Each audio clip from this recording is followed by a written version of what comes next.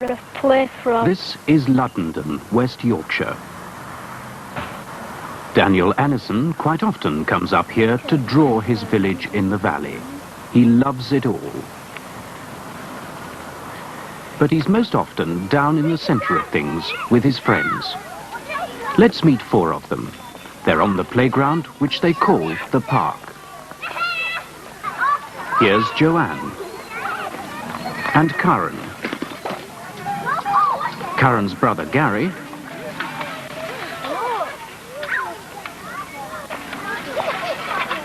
and here's Daniel again. And this is another Karen.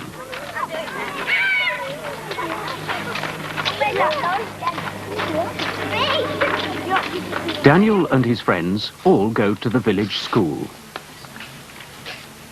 The school is doing a project on the village of Luddenden. They want to find out about the history of the village.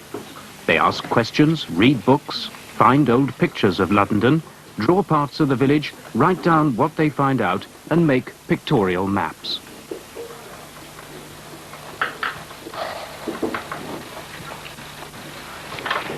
Daniel's working on another map.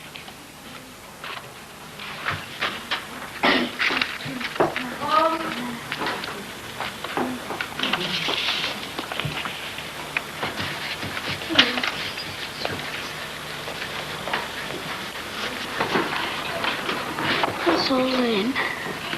That's Duke Street. There's Chapel. There. Karen's writing names of places on the map.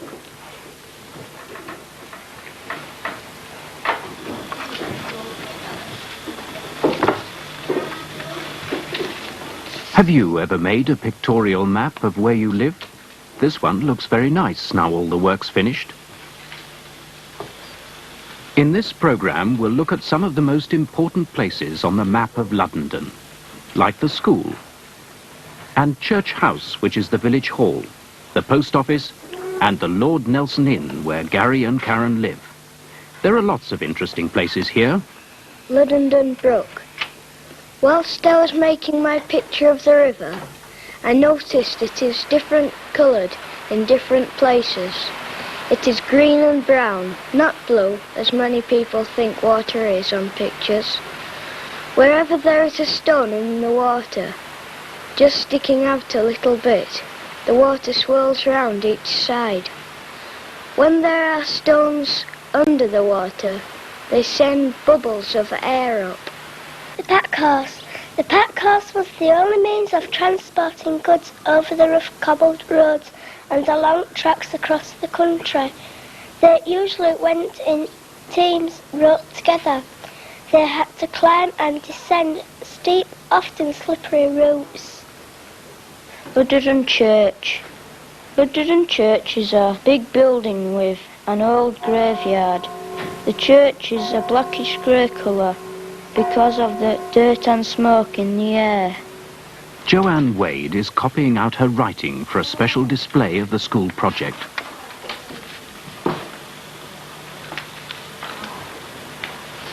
Joanne's mother works in the school, not as a teacher though. Mrs. Wade helps with school dinners. Right, boys, are you all right for water? Yes. Are you going to eat all those peas? Well, don't laugh, right? All right?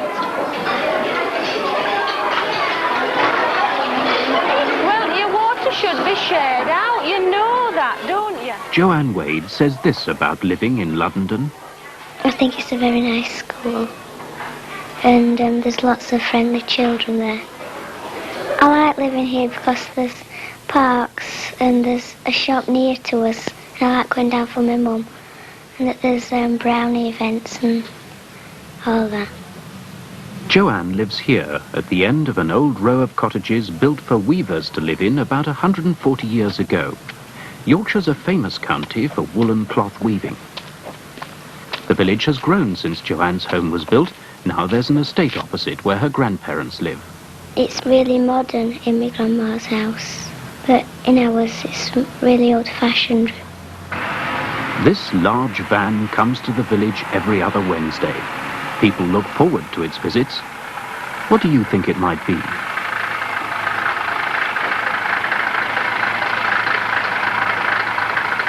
It's the travelling library. It carries all sorts of books for grown-ups and children. In term time, Joanne can't go to it, so Mrs. Wade gets books for the whole family.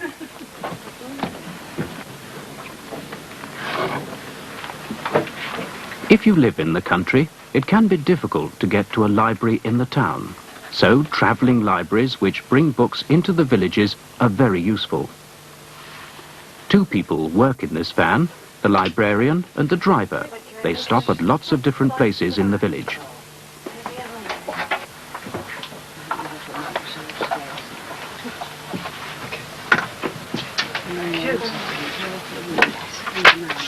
Could I order a vetiver spin, please? James Herriot. Uh-huh. I haven't made any.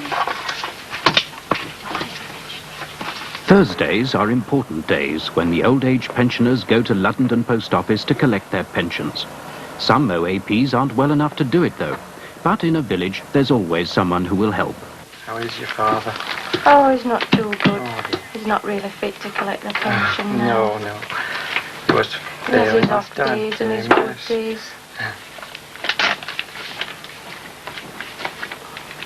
This is the oldest man in the village.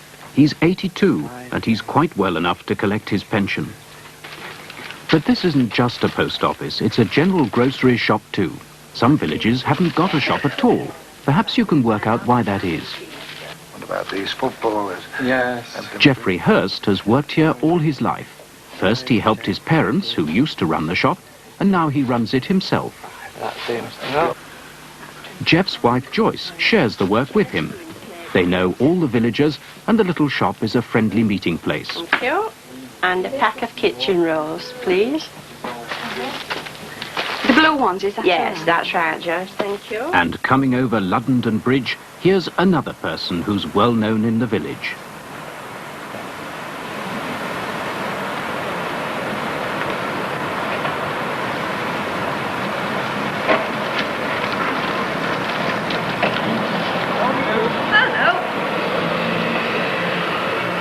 P.C. Cuthill was coming from the direction of the church, and it's here we'll meet the second person who draws in Luddenden. Daniel was the first. This is Tom Ogden. Listen to what he has to say about looking at things carefully. I try and paint local pictures, you see, because I can sell them better. People like local things, pictures. They like pictures where they know about, you see. I have it in memory all the time. I can nearly do it without sketching it. If I get the measurement, length, width, height and stuff, I know what it's really like. Inside the church, the vicar's putting fresh candles on the altar, while other people help to make the church look its best for next Sunday. All right. What, 3 months? This always is a miss, that. Isn't any good? Could have done with some new, couldn't it? Well, there's been a church here since 1490, so it's a very old church, although this building isn't. And I think that most people in this village at some time or other come into or around or use this church in some way, and if this building were to disappear, I'm quite convinced that the whole village would cease to exist as a village. It's a focal point. It's where people meet on all sorts of special occasions, and it's part of their life in the village, really. I think they're booked for me when we get The church owns another building in the village called Church House. It's the village hall, and it's used for all sorts of parties, clubs and meetings. One evening a week, the Cubs meet there.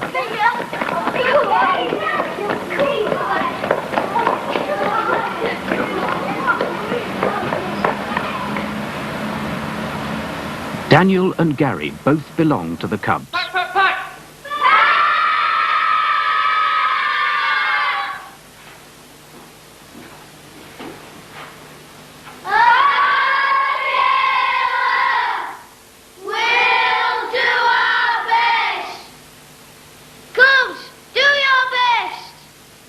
Gary is a sixer.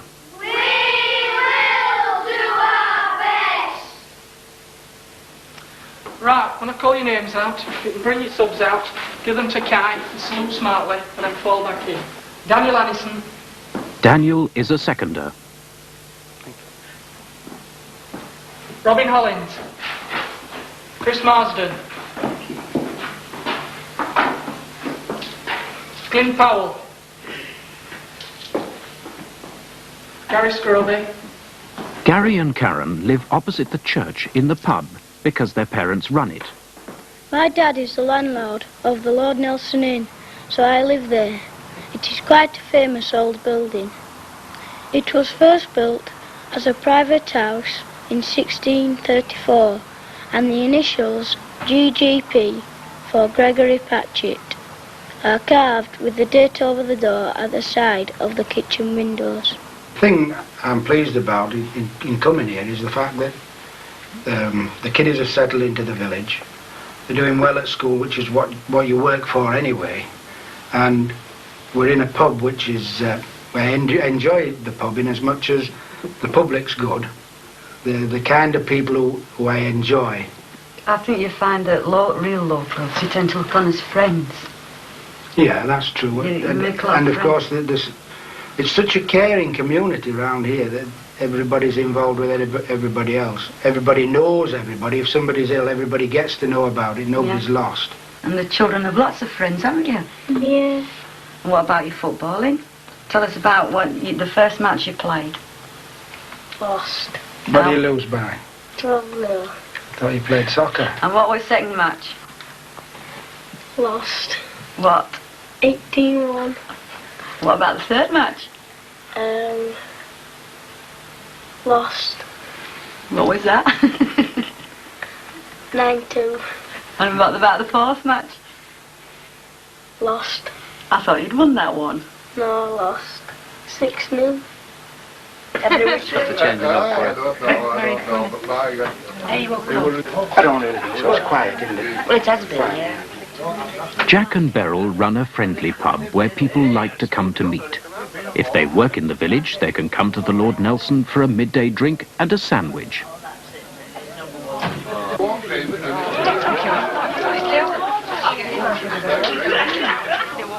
In Luddenden, unlike many villages, there are quite a lot of jobs for people. There's a factory, for instance, where Daniel's mother works. Christine, have you taken that telex for me? Yes, but I've got some more to send when I finish this. Okay, well, thanks. In the factory, they make metal parts for cars and lorries. In the factory office, Mrs. Annison uses the telex machine to keep in touch with their customers. Using the telex is like typing a telephone call. The message can be read at the other end of the line.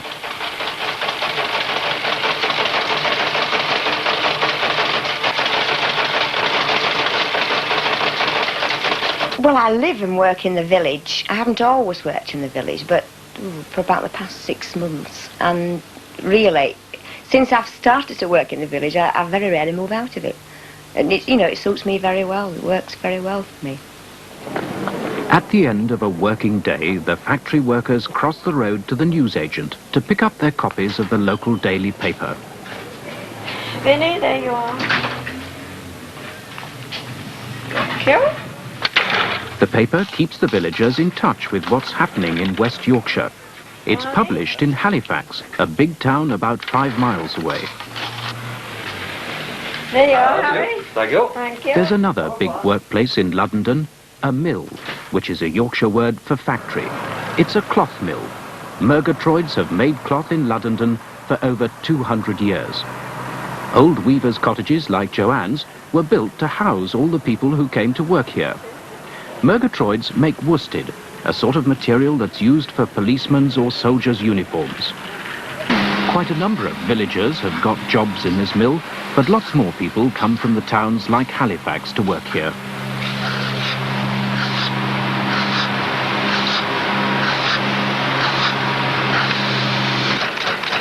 The looms are noisy, and the air is full of dust and fluff from the worsted.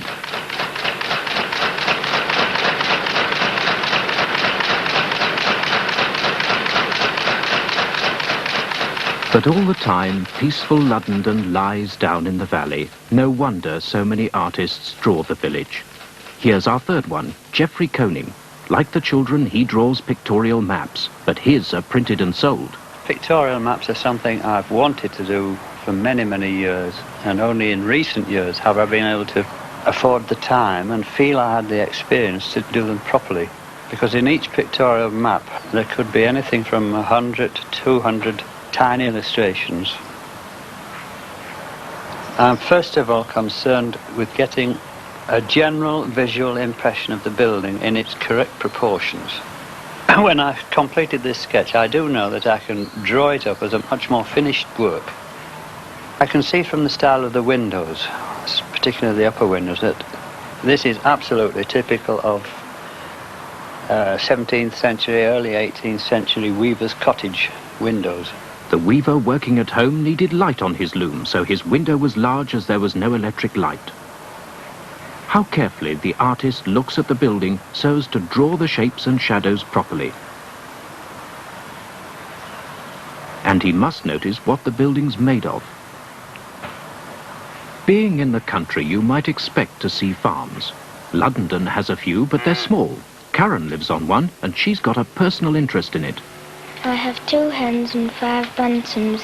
I feed them twice a day, once in the morning and once at night. In the morning I feed them layers pellets. This will get them to lay eggs, I hope. And at night I feed them corn. They need a roost because they like to be off the ground. I think they feel safer. You need a nesting box for them to lay their eggs. I line the nesting box with straw and put eggs in it to encourage them to lay eggs. Karen's mother and father both have jobs, so looking after their small farm is extra work. There's been a farm here for a long, long time, and no doubt it'll go on being a farm, but changes do happen in Luddenden. Well, this house used to be a general stores, owned by someone called Albert Wormald. And typical village stores, very popular and plenty of character with it. Your sweets, jars on the shelves in the windows, you know, go in, friendly chat, fit in with the village.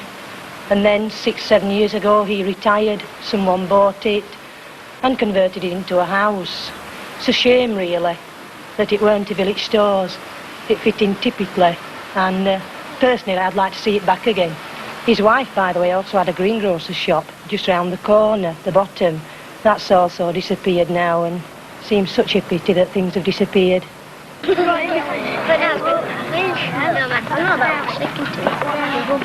hope to live here all my life. I'm going to live in this village all my life. Well, I would think most of the houses would have been changed. Well, I think a few buildings have changed. Some of the buildings might be modernised, like the school and the church, but I don't think much will be changed.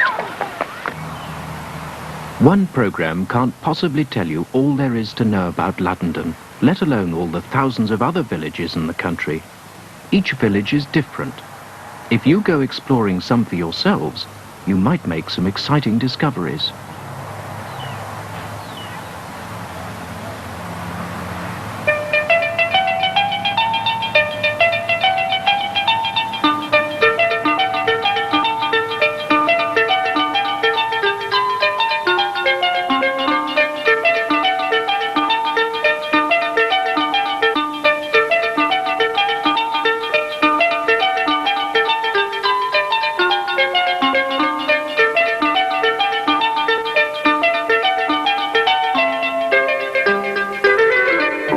Play from. This is